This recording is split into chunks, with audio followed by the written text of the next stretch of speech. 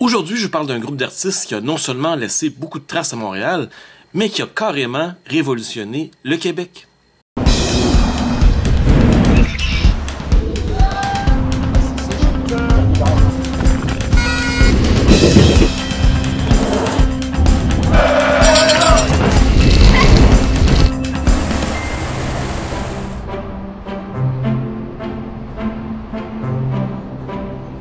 Alors, je suis ici au coin de Berry et de René Lévesque, devant l'ancienne École du Meuble. École qui est ouverte en 1935 et qui est déménagée dans les locaux derrière moi en 1941. Donc, dans cette école, on enseignait la joaillerie, la céramique, l'impression textile et aussi l'ébénisterie. Et comme professeur célèbre, il y a eu Jean-Paul Lemieux, mais surtout Paul-Émile Bordua, qui enseignait le dessin. Bordua, originaire de Mont-Saint-Hilaire dans le sud de Montréal, était déjà un peintre reconnu avant d'être engagé comme prof. Donc Bordua a eu plusieurs élèves célèbres, dont deux Jean-Paul, Jean-Paul Mousseau et Jean-Paul Riopelle. J'imagine qu'à l'époque, l'école du meuble était un des rares endroits où un artiste pouvait mettre en valeur ses talents. En 1958, l'école devient l'Institut des arts appliqués et va déménager de local. Le bâtiment est abandonné de nos jours, mais il appartient à la Commission scolaire de Montréal.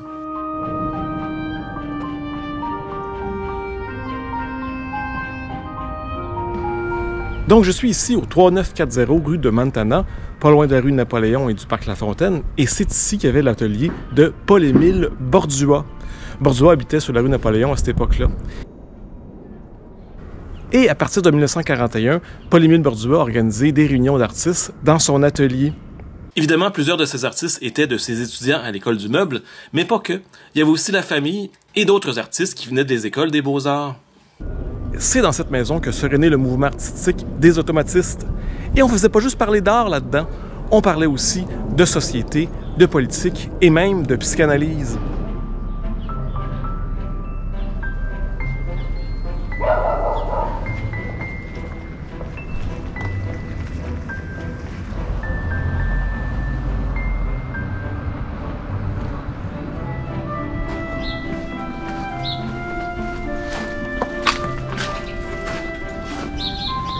Donc, on est ici, pas loin du 4553 rue Saint-Hubert, dans une petite ruelle, pas loin de la rue Mont-Royal, juste là, entre les rues Saint-Hubert et les rues Restère, juste à côté.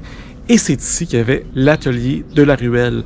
Un atelier qui était fréquenté entre 1945 et 1946 par Marcel Barbeau et nul autre que Jean-Paul Riopelle. C'est ici qu'ils peignaient ensemble. Ils étaient très pauvres, ils peignaient dans un hangar carrément dans la ruelle, un hangar très mal chauffé, et ils peignaient avec tout ce qu'ils trouvaient. Malheureusement, ils n'entretenaient pas beaucoup le hangar, donc les propriétaires les ont pitchés dehors au bout de quelques mois.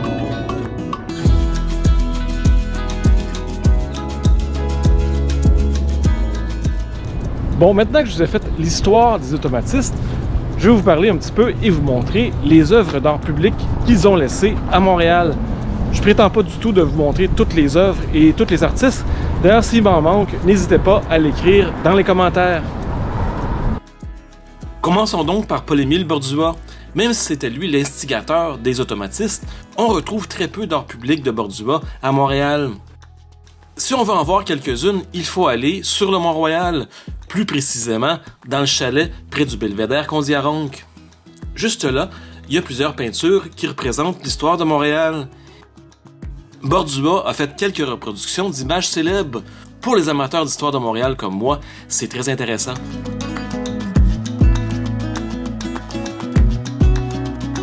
Ensuite, on retrouve Marcel Barbeau, un autre peintre automatiste. Et oui, c'est le grand-papa de Anaïs Barbeau-Lavalette. On rend hommage à son ancien atelier sur la rue Adadégan. Côté œuvre d'art public montréalaise, j'en ai trouvé juste une, et elle est située sur le campus de l'Université McGill. C'est une très grande sculpture qui s'appelle « Fenêtre sur l'avenir ». Comme c'est situé sur le campus de l'université, je trouve cet emplacement-là très bien choisi.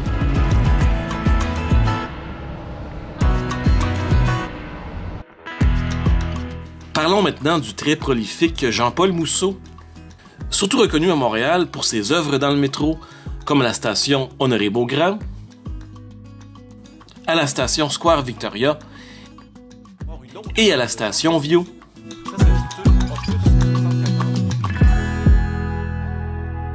mais c'est surtout son œuvre à la station de métro Peel sur la ligne verte qui est la plus reconnue. Ce sont de magnifiques grands cercles multicolores qui parcourent toute la station.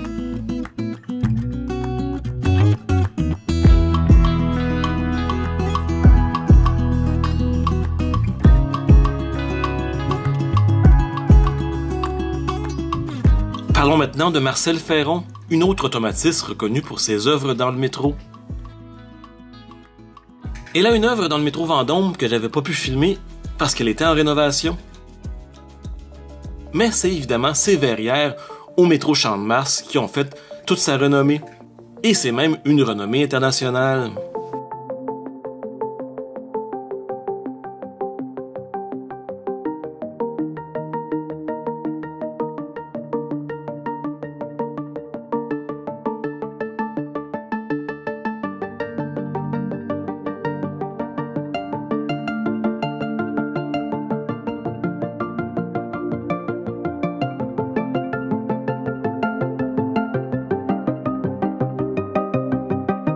Parmi tous les automatistes, l'artiste le plus reconnu et le plus connu est sans doute Jean-Paul Riopelle.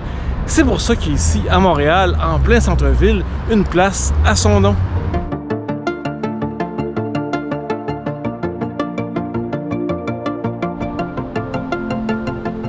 La place Jean-Paul Riopelle, c'est un bel oasis de fraîcheur à côté du Palais des Congrès. Et c'est là qu'on trouve la grande sculpture qui s'appelle La Joute. Normalement, on y voit de l'eau, des lumières et même de la fumée. Mais bon, je suis un petit peu tôt dans l'année pour ça. On se rend maintenant beaucoup plus au nord, près de la rue Sherbrooke et du Musée des Beaux-Arts de Montréal. Ici, il y a deux sculptures de Jean-Paul Riopelle. La première qu'on voit ici s'appelle Hiboupelle. Bon, c'est sûr que Riopelle est surtout reconnu pour ses toiles abstraites et aussi ses sculptures, qui le sont presque tout autant. Celle-ci s'appelle juste Hiboua. Et oui, quand même, je suis capable de voir un hibou dans cette sculpture.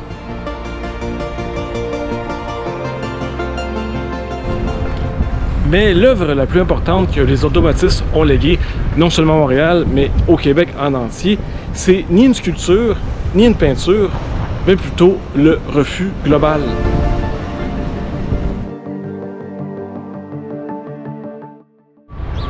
Donc, pour décrire grossièrement ce que c'est le refus global, c'est un petit livre qui a été écrit par Paul-Émile Bordua et qui a été signé par plusieurs des artistes automatistes. Et qu'est-ce qu'on disait dans ce petit livre-là?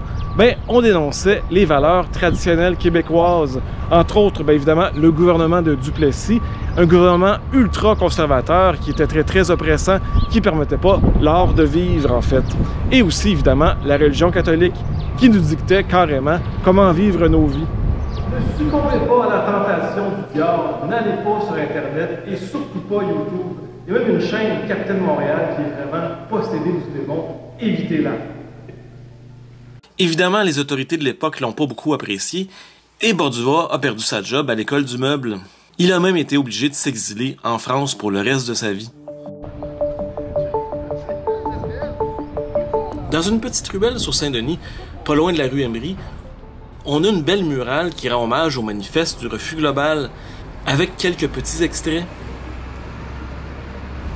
Donc, les artistes automatistes, avec le refus global, nous ont affranchis de la religion tranquillement et nous ont amené un gouvernement un petit peu plus juste, un peu plus libéral.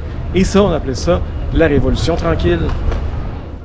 Bon, c'est un résumé vraiment très rapide de la situation sociale et politique de l'époque, mais ça peut vous donner une idée de l'impact des automatistes.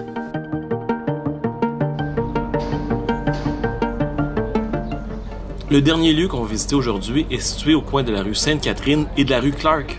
Je suis ici devant un lieu qui a été beaucoup fréquenté pendant une certaine époque par les automatistes. C'était une librairie, la librairie de Monsieur Henri Tranquille. La librairie de la rue Sainte-Catherine a été ouverte entre 1937 et 1975.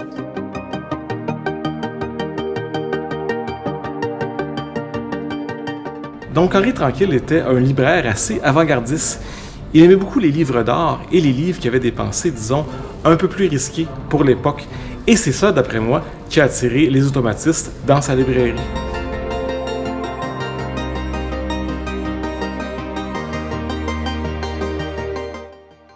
C'est dans la librairie d'Henri Tranquille qu'on a vendu les 400 premiers exemplaires du Refus global. C'est grâce à lui que la pensée s'est diffusée.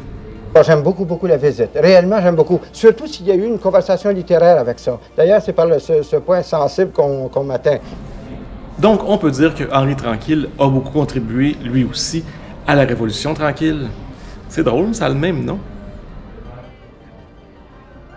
Après la destruction de la librairie tranquille et des bâtiments aux alentours, le terrain est resté vacant pendant des décennies. C'est juste en 2019 que la mairesse Valérie Plante a décidé de créer une place qui s'appelle maintenant l'Esplanade Tranquille. Alors, j'espère que vous avez aimé cette très courte vidéo sur les automatistes. Évidemment, il y avait plein d'autres choses à dire. J'ai pas parlé des frères Gauvreau, entre autres, ou de Madeleine Arbour, mais il fallait que je me résume à peu près 12 minutes. Alors, si vous avez aimé, comme d'habitude, un petit pouce en l'air en bas de la vidéo, abonnez-vous si ce n'est pas encore déjà fait, commentez, c'est vraiment super important. Et là-dessus, on se dit à très bientôt!